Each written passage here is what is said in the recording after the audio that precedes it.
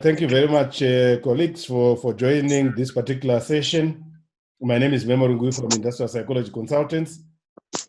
Our guest tonight, today, this morning, I'm thinking about night because I'm always home, is Dr. Mushayandebvu, a long-time colleague. We worked together in ZPA very long time ago, 30, I'm sure now it's more than 30 years. And he's a colleague psychologist as well. I know Marshall has joined. Dr. Mushayandebvu, you may want to know that Marshall is in, and other psychologists. The president of the ZPA, Noreen Duri, I'm sure she also joined. Dr. Mushayandebvu is a psychologist. I will leave everything to him to then give us a brief overview about himself. Then he can go straight into the presentation. I do know that some of our colleagues are struggling to join because of the interference with the network. I understand in some areas the network is bad, whether Wi-Fi or mobile data. We do have those challenges, but I'm sure we can proceed. We had 57 people registered, but it will probably be difficult for most of them to join this particular session. Dr. Mushayandebvu, I hand over to you now. Thanks so much, Memory. Colleagues, how are you? I know this is a very difficult time with COVID and all these lockdowns. As already been said, my name is Mushayandebvu. I'm based in Gaborone, Botswana. I'm a Zimbabwean. Maybe just briefly about myself. I was trained, I did my first degree at the University of Zimbabwe, did a diploma in industrial psychology. I also then did a master's degree in industrial and organizational psychology from the University of Cape Town. And of late, I got a doctorate in business administration from the University of Liverpool. In terms of work experience, basically, I cut my teeth with Old Mutual, did also a stint with the Caltex Oil. At that point, I then came to Botswana. This was in the early 90s, where I've been working. I worked in the mines, the diamond mines, copper and nickel. And at the moment now, I'm in private consulting. I'm a retiree, effectively. And I regard myself as a student of leadership. Okay, maybe without further ado, let's talk about the topic that we have. Interestingly, my colleague Memory is the one who gave this to me. He was saying, well, look, what can you talk to us about? And I was just thinking out loud, and he was able to actually crystallize it into the topic that we have, which is basically leading organizational change. When I looked at that, I said to myself, absolutely, that's really what I'm interested in. And what I'm going to share with you, colleagues, are basically my reflections on this topic. I'm not here as some expert or some guru, because I think the subject really, it's very complex. And I don't think anyone can only say that they can be expert at it. So what I'm going to share are my reflections. First of all, I want to take you through the footprint or the footpath that we are going to be following. It's important for us to look at some definitions, understand what it is we are talking about, so that we're actually at the same page. From there, I'm not going to try and define everything, but just the core. From there, we'll talk about leadership. What is leadership anyway? We will then talk about what organization is all about. And then we need to talk about change. And then at the end, I would like us to bring it all together and say, what does it say now? What does it, how does that refer to the issue of leading organizational change? With that background, let me just, in essence, say, this is what I'm going to be talking about. In my reflection, I think leadership is about mission. It's about meaning. A leader has got to have a mission. Where am I going to? And he has got to be able to generate and offer or understand the meaning behind the organization. And in my mind, the true leader that we need today is someone who is there to serve and to save humanity, to be there for humanity, and to ensure that we survive as a species, as Southern Africans, as Zimbabweans, as humanity broadly. That's what leaders are there for. That's the first point that I will be talking to you about. The second point is that change happens. Whether we like it or not, change will happen. And in the COVID period that we are in right now, whoever anticipated that we would be where we are, it happens. And it may be influenced in my own thinking. I think it can be influenced. I say may because I don't think we can always influence it. Some people might see it differently, and maybe I'm wrong.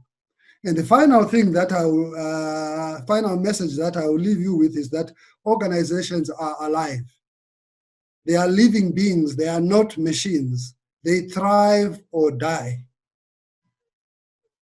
Those are the three messages: mission, influence, change can be influenced, and organizations are alive. Now, with that, let's go into the first definition that I have, or attempt to define. What is leadership anyway? Again, like I say, I'm not there to prescribe anything. It's a topic that has been defined in so many ways, but some people look at it as an exercise of power or force. Just think about that. And I'm sure some of you would be familiar with exercise of power and force in leadership, but is that what it's all about? Maybe, maybe not. For those of us who are in industrial psychology, we understand leaders are people who have got particular attributes. It might be assertiveness, the ability to articulate oneself, extroversion and things like that. But is that all that leadership is all about? I don't know. Some people have looked at it as the enlisting of others to a purpose, bringing people to a common goal. Maybe, maybe not. Some people will say, well, look, it's all really about being in an office. If you occupy the corner office, you are the leader. You are a leader. If you sit in the swivel chair, of course, you are a leader. Is that it? Maybe, maybe not. Well, look, we could come up with other definitions.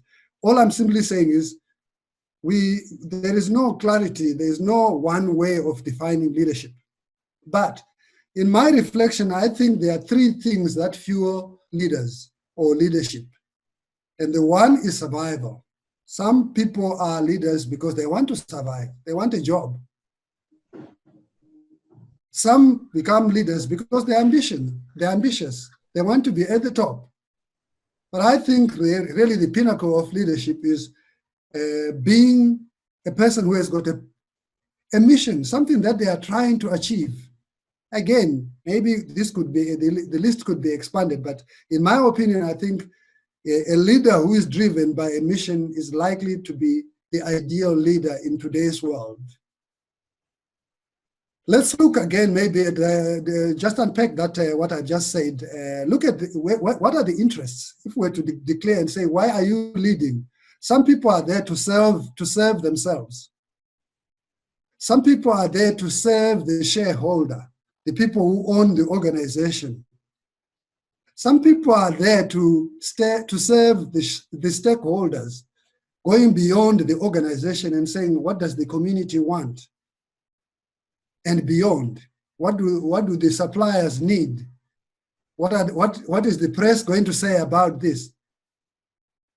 But I think at the pinnacle level, a leader is there he has got interest in humanity, just realizing that we are a species. There's nothing special about us. We are not any different from ants, birds, elephants, or whatever. We are just a species, and our interest is to serve our species, first and foremost. But ultimately, obviously, we don't live in isolation. Again, you're talking at a mission level. Okay, maybe just briefly, let's talk about some leadership activities These are just examples of things that leaders do. Leaders direct, they influence, they grow, they secure. In directing and influencing, you are looking at the action orientation of the leader. People who are directing and influencing are people who are action oriented.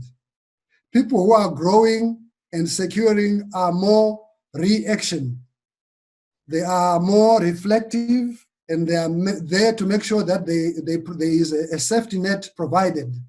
So it's about being action-oriented and reaction-oriented. Both are legitimate activities in leadership.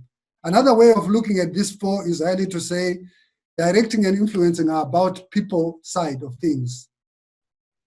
Rather not directing and rather influencing and growing. The two at the center are people orientation, and the two on the outside, the directing and securing, are about task orientation.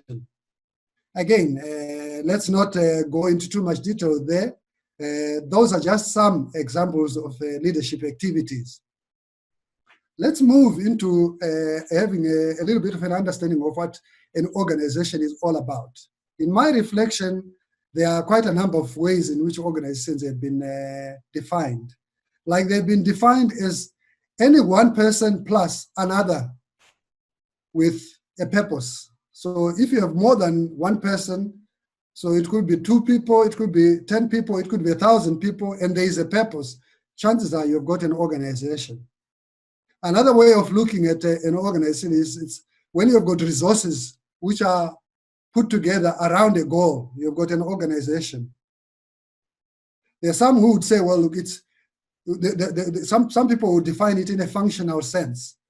An organization there is to perform a particular function, like the Ministry of Health, like XYZ mine.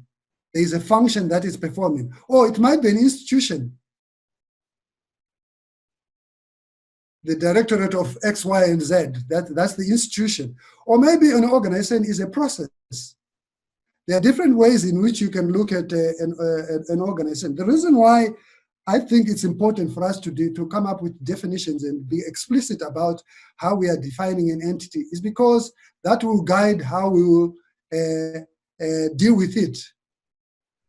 I think some of you would be familiar with the illustration of the elephant, where people are trying to define what is an elephant. Someone is holding to the trunk and he says, it's like a big pipe.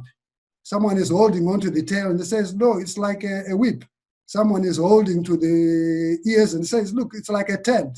It depends on what you are looking at, how you define it. Now, once you have understood, if you think an elephant is a tent, you deal with it as a tent. Obviously, the ideal thing is to have an overview, to have an oversight. Then that's when you are now understanding the elephant. But maybe it's not just the overview. You probably need to go inside and understand the insides before you can say you understand an elephant. I'm over-explaining. Let me move on. The definition that I'm particularly comfortable with on reflection is that organizations are complex adaptive systems. This is a concept that has been around. It comes from complexity theory, and I think particularly in today's world, it probably is a very apt definition of organizations. And it basically says, when you're looking at an organization, the whole is more complex and meaningful than its parts. It's not the CEO, it's not the plant, it's not the audit department, it's the whole becomes even more complex than looking at the individual components.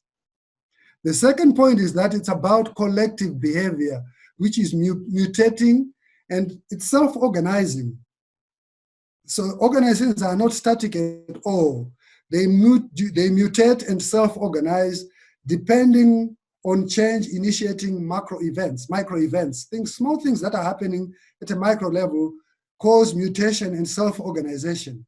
So it's a collection of events, things that are happening. And as you can see, this is in line with my thinking that organizations are living entities. They are not living because they are comprised of people, no. They are living because they've got so many components which are milling around and meshing as time goes on. So they're a collection of dynamic strategies, interactions, and structures. They're not stable entities. When you start looking at an organization like that, you become a little bit more humble, particularly when you sit in the corner office, because chances are you don't have full control. Even the audit department, which is there to control or to have predictability, may not really be in control after all. My own opinion is that no one is in control, actually. So organizations looked at this way, defined this way, they are unpredictable. They are complex and reliant on interdependencies. And those dependencies could be within the organization, within the community. It goes all the way globally. In the type of a world where connectivity is so much advanced, where do you define, where do you start and stop saying the organization starts and stops here? One is not certain, but it's emergent, and there are self-organizing characteristics to an organization. That's what a complex organization system is all about. Let's just unpack that a little bit more. When you look at organizations in this way, nobody is in control. We all are. And when agents interact, patterns start to emerge. And generally it happens from the bottom up. What is an agent? Agents are things that can drive things, that can initiate things. Like people are agents. But even equipment can be agents. Money, for instance, is an agent. People say money talks. In fact, I believe money doesn't talk. It swears.